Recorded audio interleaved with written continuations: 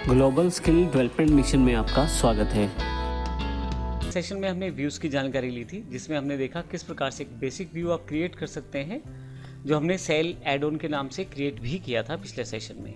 इस सेशन में हम बात करते हैं एक और एग्जाम्पल के बारे में, हम किस प्रकार से आसानी से अलग अलग तरह के टूल्स का प्रयोग करते हुए अपने व्यूज़ को क्रिएट कर सकते हैं। जैसे कि अगर मैं किसी जॉइन स्टेटमेंट को प्रयोग करके व्यू बनाऊंगा तो मुझे बार बार बड़ी बड़ी जॉइन स्टेटमेंट्स नहीं लगानी पड़ेंगी और व्यू से आसानी से वो डेटा मैं देख सकता हूँ। आइए प्रैक्टिकल एग्जांपल में हम इसको देखने वाले हैं।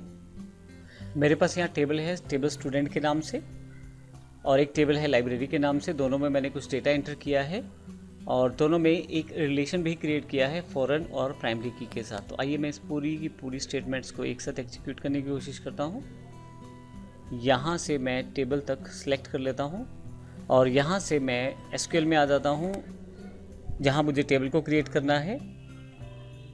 पिछले वाले रो को मैं यहाँ डिलीट कर देता हूँ, कंट्रोल V, और यहाँ से मैं गो की कमांड दे देता हूँ।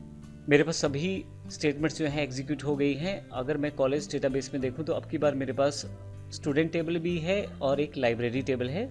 स्टूडेंट टेबल और लाइब्रेरी टेबल की बेसिक इन्फॉर्मेशन हम देख चुके हैं पिछले सेशन में, फिर भी यहाँ हम एक ब्रीफ ओवरव्यू ले लेते हैं। अगर आप यहाँ देखें तो आपके पास स्टूडेंट टेबल में स्टूडेंट आईडी है, स्टूडेंट का नाम है, स्टूडेंट का एड्रेस है, और यहाँ पे बुक का आईडी है, नेम है, issue date, book return date और स्टूडेंट आईडी जिसने बुक इशू करवाया है। अगर आप इन टेबल्स की अधिक जानकारी चाहते हैं तो हमारे पिछले सेशंस को वर्कआउट कर सकते हैं। इन दोनों टेबल्स में प्राइमरी की और फॉरेन की का हमने रिलेशनशिप सेटअप कर दिया है, और अब मैं चाहता हूँ इन अलग अलग टेबल्स पे बार बार जाने के बजाय एक ऐसा व्यू क्रिएट करना जिससे मैं आसानी से जो रिक्वायर्ड डेटा है वो देख पाऊँ। आइए देखते हैं ये हम किस प्रकार से कर सकते हैं। सबसे पहले मैं एसक्यूएल को ओपन कर लेता हूँ और यहाँ से यदि आप नीचे की तरफ देखें तो एक व्यू की स्टेटमेंट मेरे पास है। मैं कॉपी कर लेता हूँ इसको, यहाँ पे इसे पेस्ट कर देता हूँ। क्रिएट व्यू LBR, ये कुछ भी एक यूनिक नाम रख दिया है मैंने एज। अब यहाँ पे मैंने एक लेफ्ट जॉइन क्वेरी पास की है। यदि आप ध्यान दें तो student dot student I D, library dot book I D, from student, left join library on student, और फिर से जिन फील्ड्स का रिलेशन है उनको मैंने सेटअप कर दिया है। Student dot student I D equal to library dot student I D.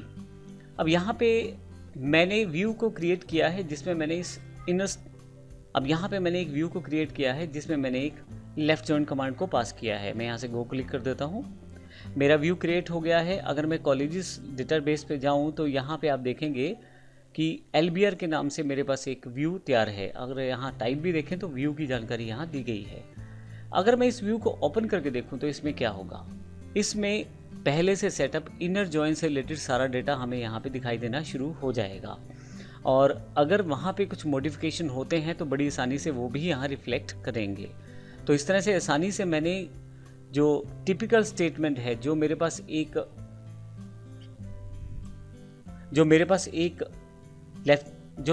Join के रूप में अवेलेबल थी, उसको मैंने यहाँ पे एक व्यू में कन्वर्ट कर दिया है। और बड़ी आसानी से जब मुझे उस पर्टिकुलर डेटा को देखना होता है तो सिर्फ उस व्यू के नाम से ही मैं देख सकता हूँ, बिना किसी जॉइन स्टेटमेंट को प्रयोग किए। तो इस तरह से मैं अपने डेटा को आसान रूप से देख सकता हूँ और अपनी टिपिकल क्वेरीज को सिंपल कर सकता हूँ, और उन क्वेरीज के साथ डेटा को सिंपल करके भी देख सकता हूँ। अब यहाँ तक हमने जो व्यू की बात की है, यहाँ व्यू बनाने की बात की है। मान लीजिए आप व्यू को डिलीट करना चाहते हैं तो उस केस में क्या करना चाहेंगे, एसक्यूएल पे जाएं और आपके पास यहाँ एक कमांड दी गई है ड्रॉप के नाम से। यहाँ पे ऊपर अगर आप इस कमांड को कॉपी कर लें और यहाँ आ जाएं तो आपको केवल ड्रॉप व्यू कमांड करनी है, साथ में उस व्यू का नाम लिखना है और गो कर देना है। आपके पास वो व्यू डिलीट हो जाएगा। अब अगर कॉलेज डेटाबेस पे आप जाकर देखें तो आपके पास सेल एड ऑन के नाम से जो व्यू था वो यहाँ से डिलीट हो चुका है। आप चाहें तो मैन्युअली भी यहाँ सेलेक्ट कर सकते हैं व्यू को और ड्रॉप कर सकते हैं। ओके करेंगे तो यहाँ से ये व्यू ड्रॉप हो जाएगा। तो इस तरह से आप व्यू को बना भी सकते हैं और हटा भी सकते हैं। तो इस पूरे सेशन में हमने व्यूज़ की जानकारी ली, किस प्रकार से हम व्यूज़ क्रिएट कर सकते हैं और किस प्रकार से उसे ड्रॉप कर सकते हैं। अगले सेशन में हम ट्रिगर्स की बात करने वाले हैं, देखेंगे किस प्रकार से हम ट्रिगर्स को क्रिएट कर सकते हैं और क्या बेनिफिट रहता है ट्रिगर्स का MySQL में। धन्यवाद।